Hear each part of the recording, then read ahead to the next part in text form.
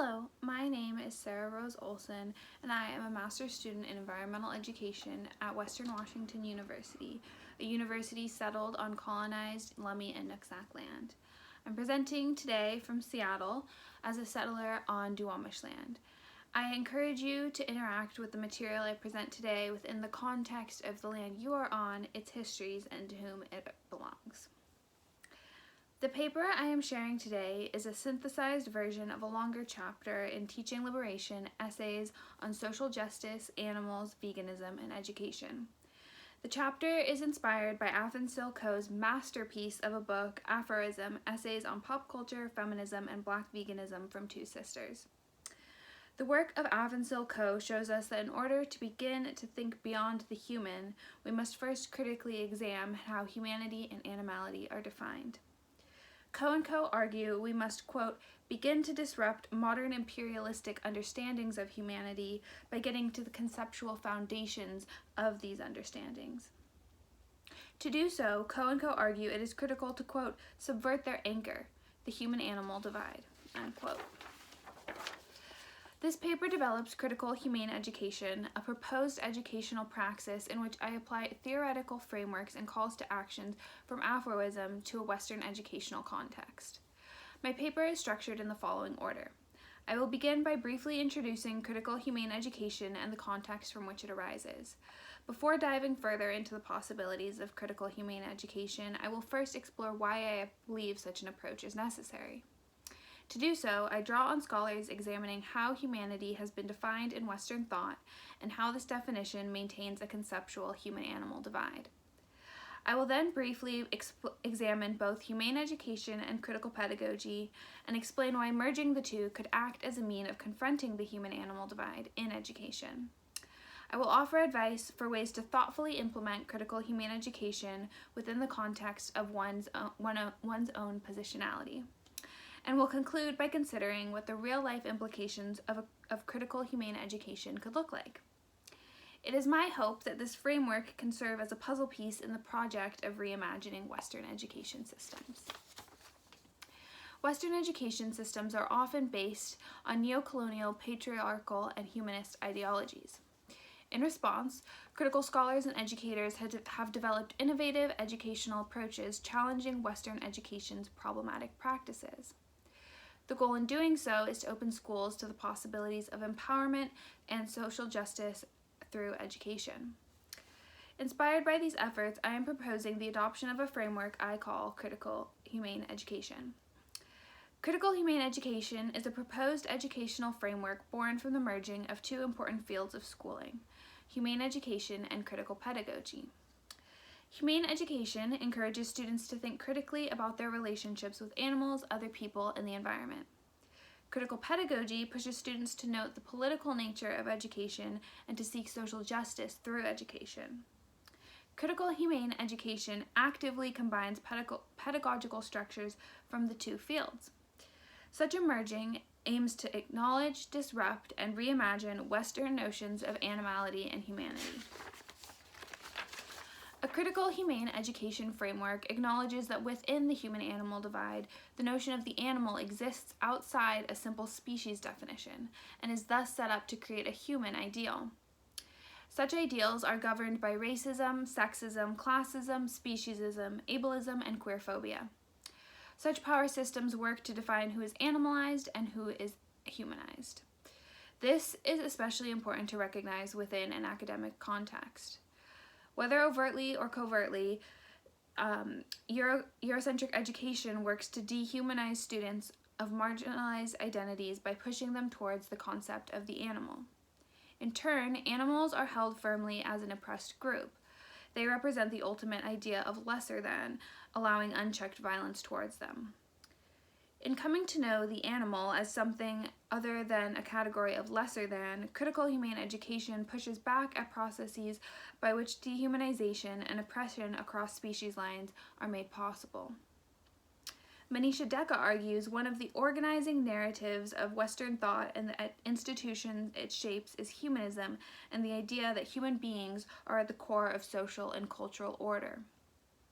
In light of such narratives, one must be critical of how far the idea of the human extends. As one learns to see the world through the lens of Western thought, one comes to learn who is allowed to exist as central to society and who is pushed to the margins. Coe and Co. argue, quote, although there have been countless ways of expressing human activity throughout history, the model we take for humankind is devised from colonial Western Europe.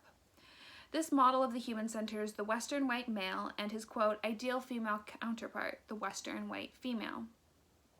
Developed throughout the Enlightenment period, this Eurocentric notion of humanity laid the foundation upon which modern education and European identity have been built.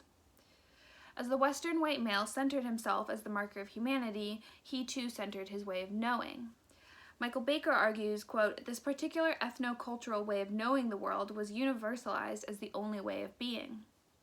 As a consequence, Baker notes, quote, knowledge is an experience of all those who are not white, heterosexual European men were and are excluded, unless they are willing and able to acculturate, unquote.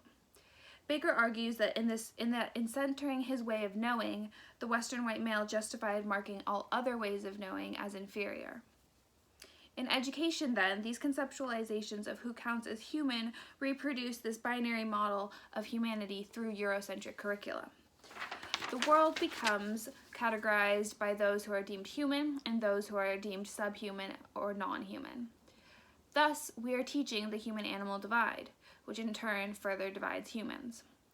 The human-animal divide does not merely act as a species divide, but rather as a sliding scale upon which all persons/beings are measured.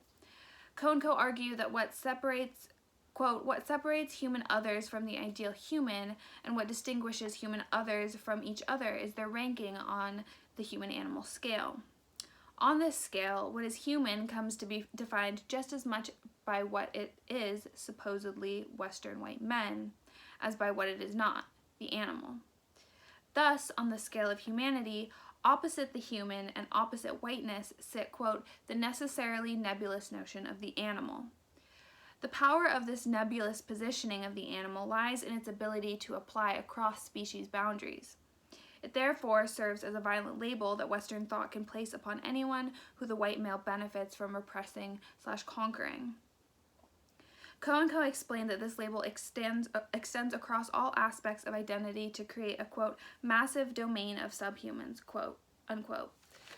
Here, humanity is not simply measured by physically having white skin or Homo sapien status, but how you are white and how you are Homo sapien. To meet the qualifications of the ideally constructed form of humanity, one must then exist in a state of being in which whiteness is simultaneously paired with cisgender maleness, heterosexuality, able-bodiedness, legal citizenship status, Christianity, and high socioeconomic status. To those who do not exist in this state, they are pushed closer to conceptual animality. This process of dehumanization perpetuates deeply oppressive injustices in and out of classrooms. Thus, it is an educator's responsibility to undo human-centered learning facilitation and actively disrupt this conceptual divide in educational spaces. Let us now explore the extent to which principles from humane education as well as critical pedagogy can help us do this. Humane education serves to provide students with the tools needed to actively participate in society through a holistic, empathy-based education. The focus is on what the individual can do to better their community and relations to people, animals, and the environment. Helena Peterson describes humane education as, quote, innovative teaching and learning process that supports students in their development of empathy, responsibility, critical thinking, and active citizenship, unquote. Humane education allows students to draw connections between all kinds of social justice movements in ways that inspire, quote, creative solutions and individual action so that their life choices can improve the world, unquote. Critical pedagogy emerged with a similarly social conscious goal, to address the political nature of education. Gert Biesta notes that critical pedagogy makes explicit the, quote, that, quote, education is not a natural, ahistorical phenomenon, but that it should be understood in its socio-historical and political context, unquote. Critical pedagogy is also critical of the role that education itself plays in reproducing oppressive and marginalizing social structures. It operates as a means of exposure, an educational praxis through which students can begin to uncover the social fabrics by which they are held. Thus, the goal of critical humane education is ultimately to combine critical pedagogy's commitment to liberation from oppressive social structures with humane education's crucial understanding of the interconnected nature of life. It aims to do away with toxic notions of a Eurocentric humanity altogether, allowing students to know about humanity in such a way that is not separate or opposite to animals. It acknowledges and promotes difference over assimilation. It engages with the political task of relearning animals and the environment in ways that exist not as a broad category of otherness, but as actors in communities with their own needs, preferences, and lived realities. Students should be taught about current conceptions of animality and humanity and how they play out in systemic power structures, as well as how reconceptions of these notions could play out positively on a larger structural level. Let us now look at the practical applications of critical humane education. How different educators engage with critical humane education should correspond to individual educators' specific positionalities and identities. For instance, I believe it is the duty of white educators like myself to actively dismantle the human-animal divide within their classrooms, as we have a duty to disrupt white supremacist systems that afford us disproportionate power. This means being aware of the fact that it might be easier or less painful to immediately reconceptualize animality and humanity from a position of whiteness, as animality has never been used to disempower white people on the basis of race alone. There are ways in which all educators of all backgrounds can and should engage in the process of dismantling this divide within their classrooms, but it should be done differently depending upon the composition of the classroom and the educator's background. This is the type of contextual approach to education that critical humane education aims to promote. It is especially important to avoid leaning on hurtful comparisons between human and animal oppression. Among the most harmful practices that privileged vegan educators are guilty of is insensitive comparisons between human and animal suffering. The most widespread examples of such comparisons include mentions of sexual violence, the Holocaust, and chattel slavery as tools to explain animal cruelty. What needs to be made clear is that critical humane education is a proposed means of tackling the logic of domination that upholds the human-animal divide, a logic that is rooted in dangerous notions of humanity in which the Western white man and his counterparts always win. This does not allow us to make triggering comparisons between human and animal experiences within oppressive systems. In disrupting this divide, critical humane education should ensure that the way animals are represented does not allow them to become reproduced as a category of justified violence and submission. This means rejecting practices of dissection, resource management, and anthropocentric narratives of animals that rely on animals being positioned as resources, as disposable, and as background to human life. Further, animals should be taught as having their own individual agencies, collective power, and importance rather than as a monolithic category. By reconceptualizing animals in schools, students learn to see them as important actors in their own right, and move away from viewing the animal as a category of insult, degradation, and subjugation. Zoe Todd notes the importance of recognizing that while such reconceptualizations of animality may be relatively new within Western education, many indigenous communities have recognized animals as having agency since time immemorial.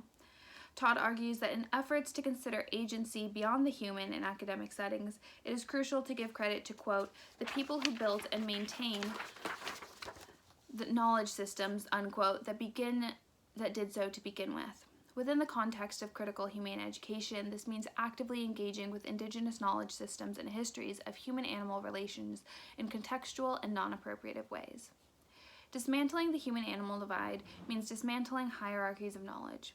All knowledge brought to the table, whether student or teacher-based, should be considered and taken seriously in the classroom. I hope that humane education can act as a tool of liberation in the hands of students as they go about their inherently political lives. I believe educators and students alike should work together to create educational spaces committed to politics of liberation, critical assessment, holistic worldview, and representations of the intrinsic agency of all beings. Afansil Coe write, most times it is daring to break with the current logic that we can ever imagine something new and truly for the better. Critical humane education breaks with current logic to reimagine an educational system that is new and truly for the better. one through which interspecies justice might be imagined. Thank you.